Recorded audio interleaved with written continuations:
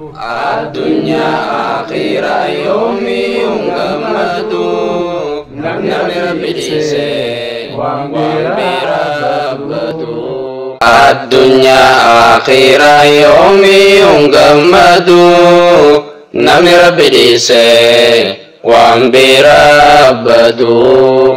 Adunya akhira yomi ungamadu namni rabbi dise wambira badu. Angkinde hingkabne ahadu samadu indalane ati ilmas dalten kabdu. Adunya akhira yomi ungamadu namni rabbi dise wambira badu. Manim ta chaliste tate akka hori otu kharahaka walla larra gori.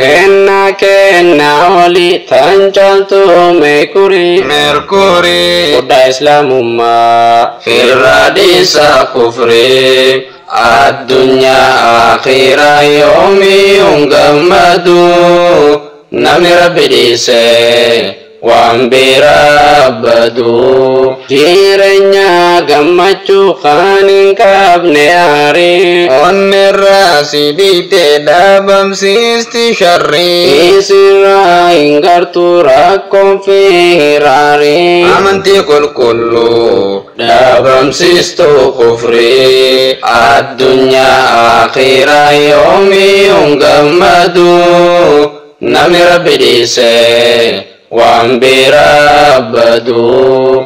Adunya akhira yomi ungamadu namni rabbi dise wambira badu. Angkinde hingkabne ahadu samadu indalane ati ilmas dalten kabdu. Adunya akhira yomi ungamadu namni rabbi dise wambira badu. Manim ta chaliste tate akka hori otu kharahaka walla larra gori.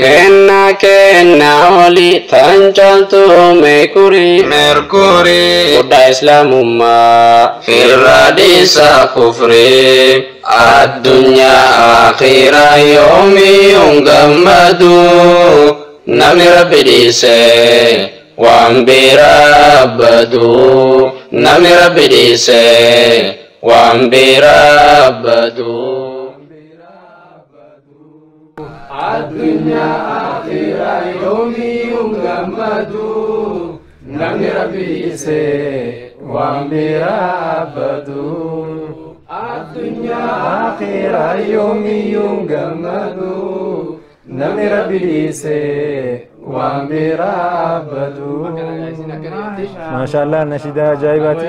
Dagawli dabe rabbi sani abdu rabbi nuhatasisu ramadan ni beje warra ibadah di sunun taisini ramadan gabaru itu rabbi gabaru rabbi nagu aga sai cergan sira kudanya jira dan gabarin abdi baati tan gabarin rabbi gabar ala rabbi ni singa bertanu gonde jira kan juga nuna shidota khenya gole nashida da juga jamaa fajrul islam ba isne sangalatun fanna ega gamana hogadi binomo gara hafizata khanati me talenti yo khawdan deiti adda namni kabo kami